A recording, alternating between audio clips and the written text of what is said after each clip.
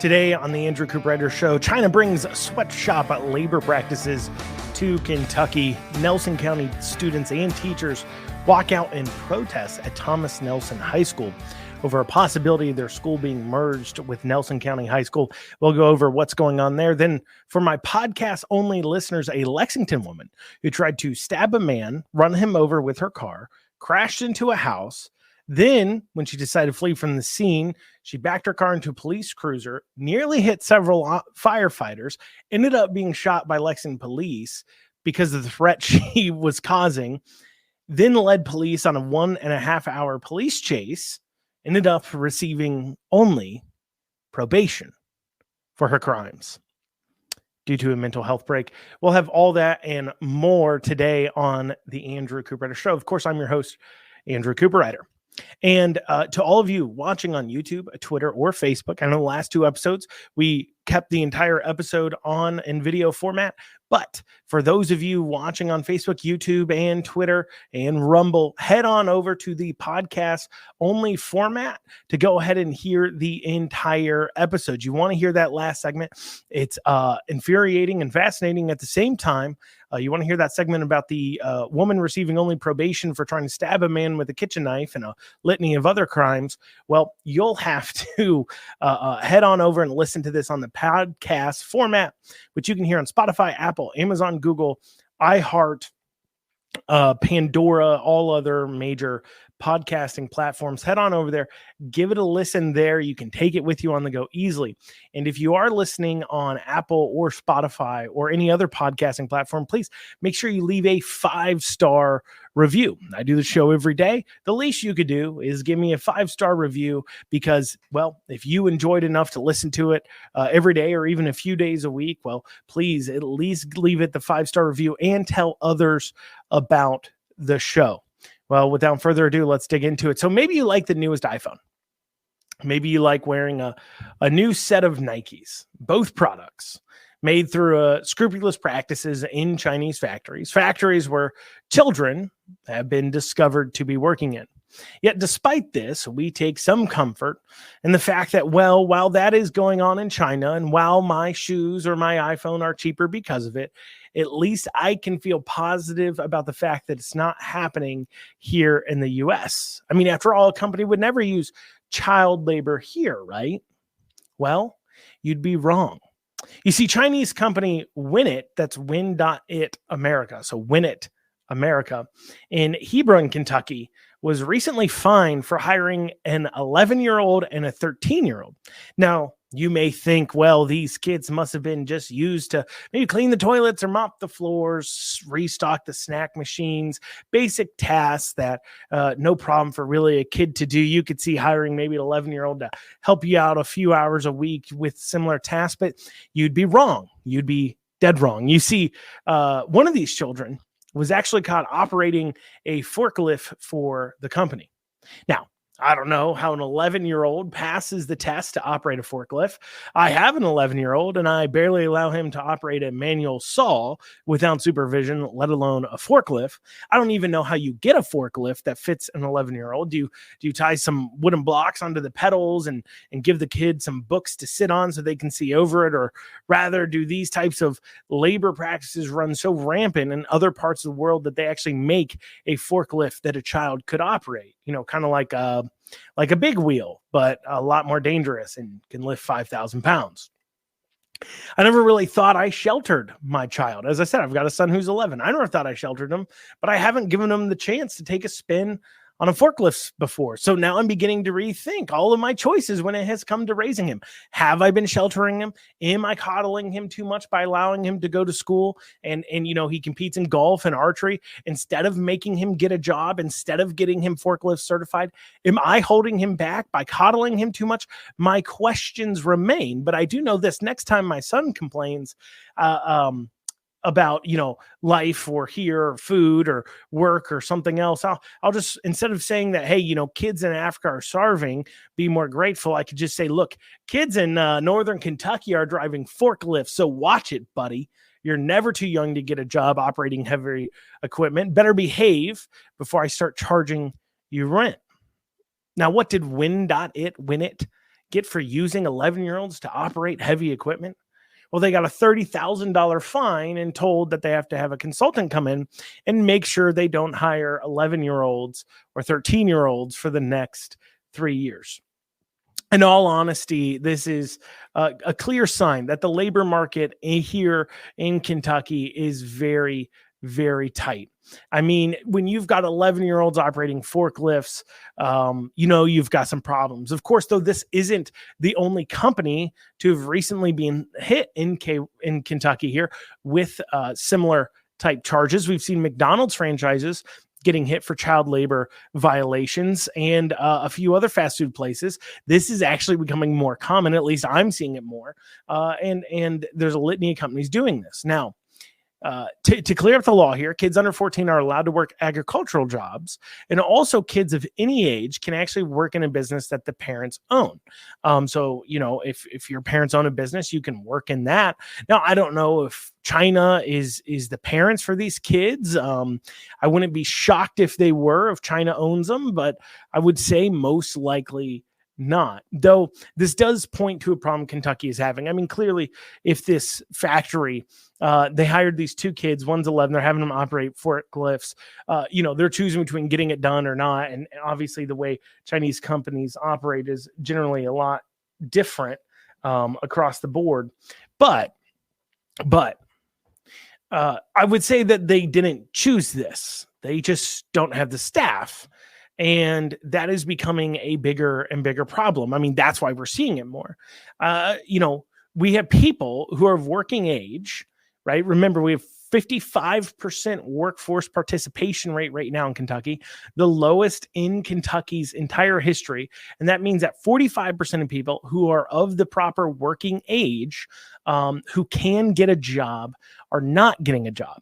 And instead of spending all this money on economic expansion and paying off companies to come in here and giving them tax breaks and giving them hundreds of millions of our dollars to try to come here, maybe we need to be instead putting all of our time and resources to figuring out the labor problem. I mean, after all, if we figured out the labor problem, we got more people working, and we had a plethora of employees, we wouldn't need to give away hundreds of millions of dollars or tax breaks in order to attract companies here into Kentucky. We'd be able to offer something they can't get elsewhere.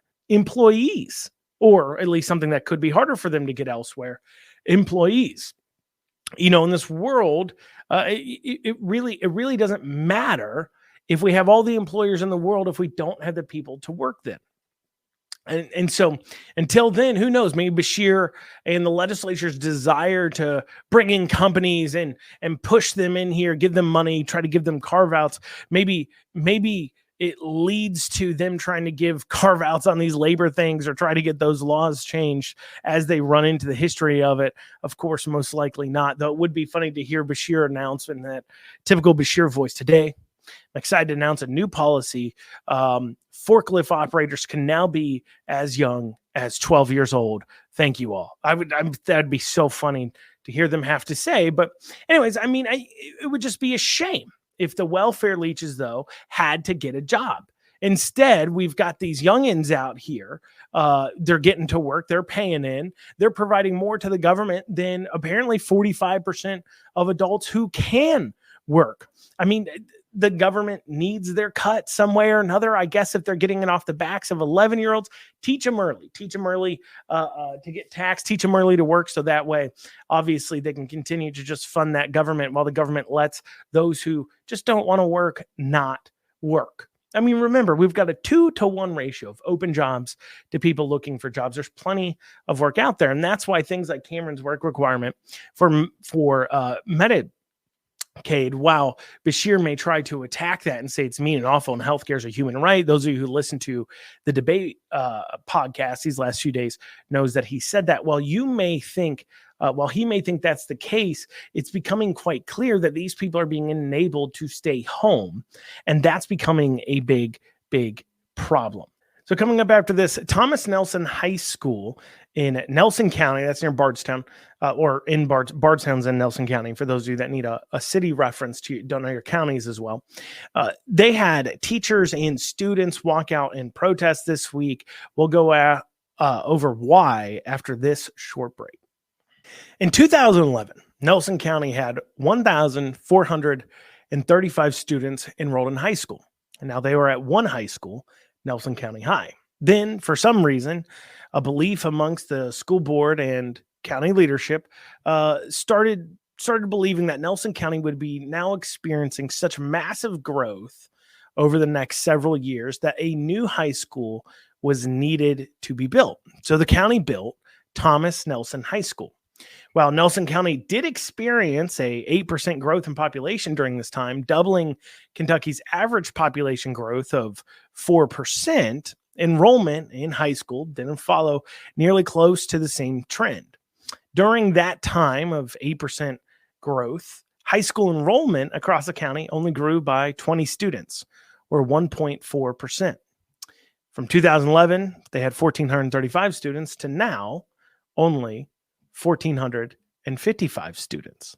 Simply a 20 student growth. This coupled with a prior attempt at a merger that has led to lawsuits and a disappearing barrel tax has left Nelson County's 5-member school board in a pretty difficult position. Now, as I said, they tried to do a mega school, community school merger. You've been hearing about these, obviously, in Hopkinsville and Christian County there, and a few counties across the state. And this was another district, another county that was looking to do a mega school. And this attempt to put together another mega school, merger school, brought anger from the community, so much so that the original vote for basically getting the merger going and everything else was 4-1. Well, this upset the community so much that 2 of their board members that voted for this were replaced with anti-merger members in 2022. Now, the old board had already voted by that time to approve a plan and award the contracts. However, the deal was all but done despite the community pushback, but they hadn't actually voted to approve the funding of the merged schools. Well, then the elections happened, and as I said, 2 out of the 4 members who voted for the plan were voted out and replaced with 2 members who ran on and vowed to vote against the funding, vote against the merger. Well, the old board rushed in to try and vote through the funding, but a citizen sued the board, and a restraining order was placed on them saying that the vote to do this merger and fund it could not take place until the new board had taken over just about a month or so later. Well, the new boards voted in, and then they voted 3-2 to not fund the plan.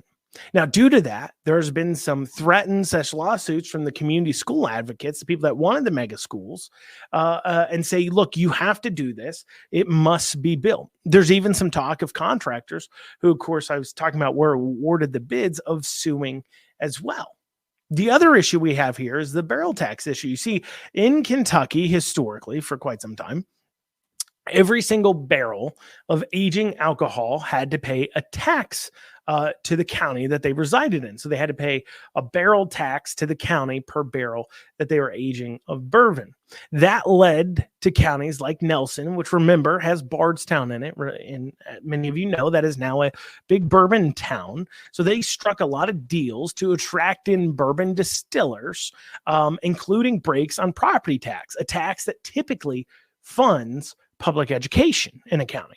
Well, in this year's session, the 2023 session, the barrel tax was voted to be removed. So now Nelson County also has to be dealing with the fact that they don't have property tax coming in from these properties because they cut deals on them.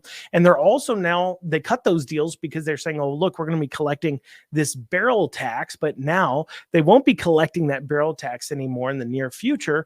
And they're staring down the barrel of a gigantic funding problem for their schools. Well, and all throughout the county, but we're talking about the schools here, a giant funding problem for their schools. Now, it would seem that the current school board members have been put between a rock and a hard place, because if they merge, they think that if they merge the high schools And so they take the two high schools and they merge them into one school.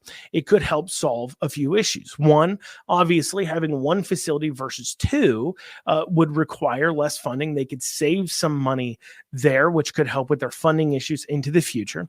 And there is a slight belief that perhaps it could deal with some of the lawsuit issues if they merge, or at least that's what I'm told. They're kind of thinking that, well, if we merge these two together, perhaps these lawsuits would go away. So they say, well, you agreed to merge schools. We won't merge high school and middle schools together like we were before, but we'll just merge the high schools. We'll make the lawsuits go away, and we could go ahead and move forward with that.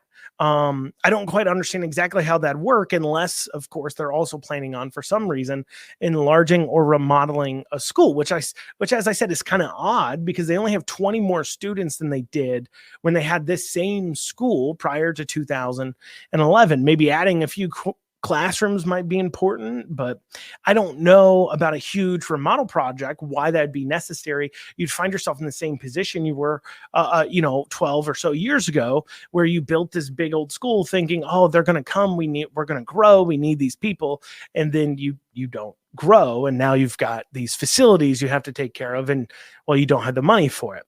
So the question is, which school to close? You'd think that, they'd possibly look at closing the old school, Nelson County High School. That wasn't built like 12 years ago. However, it would appear that they're actually looking at closing the Thomas Nelson High School and sending those kids back to Nelson County High. Why? Well, it might have to do with the fact that the school also owns 100 acres behind Nelson County High School. So if I understand right, and based upon what I'm told, so they're looking at closing their newest school built 10 years ago or so, sending kids back to the old school that then they're going to spend money on expanding and updating. And it just honestly looks like the school board really doesn't know what to do. I mean, they're saddled with lawsuits caused by an old board that completely ignored the people. And now you have a student and teacher protest going on at Thomas Nelson High School because they don't want that school to close. And the district is staring down the barrel once again of a funding gap. And of course, the whole reason for the school in the first place that they have to look at closing was because, well, we just have to have it. We had to put that school in place because we are definitely going to grow. Now, based on my research, both of the schools are right now below 50% capacity, if I'm not mistaken. So you don't even really need to expand the schools. If you're doubling up, just pick a school that can handle it, put them in there, sell off the old property, sell off the old building. You solved your funding gap, everything else. I understand they could be upset about the merger, but what are you going to do? But of course, that doesn't solve the lawsuit problems either, unless, of course, you pay off the contractors by giving them remodeling projects on the new schools. That could be something they end up doing. I don't know. I don't know what they end up doing, but what I can tell you is that this is exactly what happens when you have government making a whole lot of dumb decisions. And it's exactly a perfect example of, one, this whole community school concept we see going on that's stupid, and this whole growth mindset. So, and part of the reason why they're doing all these merged schools, of course, I think is because of the busing problems too, as well. But anyways, you have so many counties and cities that have adopted this growth mindset that we're definitely going to grow. We're definitely going to bring in people. We just need to build it and they will come. Well, in Nelson County's instance, and a lot of other instances around the state, you built it. They're not coming. Now what? Your entire plan relied on them to come. I mean, you can look at our state legislature and their tax plan that is built upon an idea that if we build it, they will come. They believe that we will bring in millions of more people with this new tax plan because we'll just bring in all these employers and everything else. Well, if they don't come, what are you going to do? They didn't come. And now what?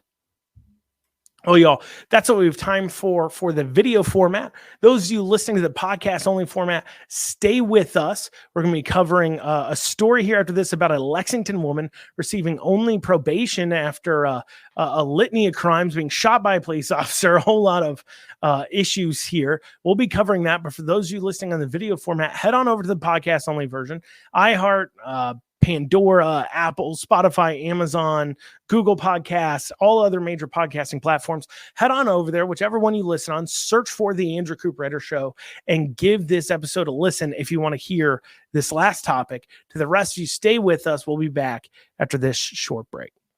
Imagine you're a police officer and you're arriving at a scene where a woman has tried to stab a man with a kitchen knife and run him over with her car. And then in the process of trying to run him over, she has wrecked into a home. And you arrive, as does the fire department. And while there, the woman gets into her car, backs it up into your cruiser, then starts driving towards the firefighters and yourself. A woman that has already tried to run over one man today. She's coming at you, coming at others. So you shoot her, you strike her, but she keeps driving. She actually keeps driving for an hour and a half, leading police on a chase through several counties. Now imagine you show up to work 8 months later to find out that the woman who tried to stab a man, run over multiple people, a person that was such a threat that you could have killed her in self-defense and it would have been justified. A woman that led you on an hour and a half police chase and she wasn't going to jail. Instead, she was only going to receive probation, some community service, and a little bit of restitutions. How long would you remain a police officer when you found that out? How long would you continue to serve? We don't have to wonder why we have an officer shortage in Lexington, which is creating, of course, a community safety problem. We see why.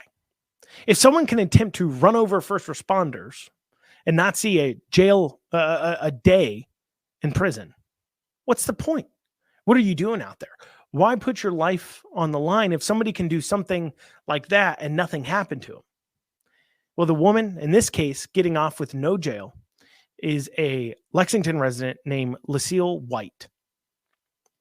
And this occurred here in Lexington, Kentucky. And the reason for her only receiving probation? Well, enter Bashir appointee Kimberly Henson Baird. First, you'd expect attempted murder to be one of the charges that she would have been tried with in court. When she tried to stab a man and run him over and then run over several more. However, due to either incompetence or malice, and I think it's malice, Kimberly was unable to get the grand jury to indict on the attempted murder charge. You see, White was originally charged with arrested and charged with attempted murder, wanton endangerment, criminal mischief, and evading police. However, the grand jury just decided to not indict her with attempted murder. An incredulous finding, considering a police officer could have legally shot and killed her for attempting to murder first responders with her car. Because remember, he shot her, was justified in doing so. That means that if that bullet had killed her, he would have also been justified in doing so. And so you wonder, is the prosecutor here just completely horrible at her job, or does she rather just not really try very hard? Well, one would say she simply didn't care enough to try and get the charge. That, I would argue, would be the correct statement. Why? Well, why can you come to that conclusion? Well, here this week, during the sentencing, the defense brought up a litany of character witnesses, all claiming that Lucille did what she did because of a mental health break, that this woman would have never normally done this. She's just struggling with mental health and PTSD. And for this reason, she deserves leniency. She deserves to not go to jail. The prosecutor's office, as an argument back about this violent offender, offered up no testimony, no victim statements, no officers were asked to testify, or firefighters about the ordeal during sentencing. The prosecutor's office just sat there silently.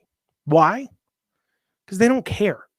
They could have argued that, well, even if it was mental health issues, she certainly then shouldn't be on the street. She should be, one, it was a choice of hers to not be undergoing treatment and be aware of it. If a person can shoot you or attempt to stab you and then simply claim, well, it was because of mental health, and then be let back off onto the street, you're not serving anybody. You're not serving the victims who aren't seeing justice, and you're not serving the person who apparently has this mental health issue. But this is also a problem that occurs when people believe that mental health is a good excuse for everything. Well, they are having a mental health break, so they needed leniency. Oh, it was a mental health break. If you remember, there's an attempted assassination of now Mayor Greenberg in Louisville. And what was their defense? Well, he had a mental health break. This is a mental health problem. It's not that they're a criminal. It's not that they're a violent person. It's not that they did something illegal and should be punished for it the way any of us should be. No, it is simply that they had mental health issues. Now, the prosecutor's office, even if they wanted to buy into that argument, could have argued that, well, mental health issues, she should have been undergoing treatment if it was so bad. Remember, her mental health issues are apparently so bad that she tried to run over first responders and then lead police on an 1.5-hour car chase. I mean, why weren't you undergoing treatment? I mean, she shouldn't be out on the street. I mean, if this was a mental health issue, clearly she deserves to be in a facility somewhere receiving treatment, kept locked up until she can be safe enough to society. And then that still doesn't negate the crime. You would hope we live in a country and world where if you try to run over firefighters, you go to jail. If you try to run over police officers, you go to jail. If you attempt to stab a man and run him over with your car and wreck into a house, you go to jail. But we don't. You know, we don't have to wonder why our streets are not safe anymore. We know why. We don't have to question why big cities are dangerous. We don't have to question why rural counties are dangerous, because when someone can commit these kinds of crimes and walk away without spending a day in jail because of it, well, not only does that send a message to everyone else that they're free to carry on and do whatever they'd like, it also sends a clear message to our police, firefighters, and other first responders. You want to try and fight for a safe community where you could be killed or injured in the process. And then when somebody does try to kill or injure you, the justice system just doesn't care. Like I said, we don't have to wonder why we have a shortage. We see why. It's because justice no longer gets served. It gets pushed to the side. If you have the right buzzwords, if you're the right person, you get treated one way. And if you're a different person with different buzzwords, maybe not as compelling of a life story, you get treated another way. It's quite clear, at least in Lexington, that the law is no longer blind. Well, y'all, that's what we have time for today on the Andrew Cooperrider Show. I thank you all so much for joining us. We'll see you back here Monday at 1 o'clock. Have a great weekend. We'll see you then.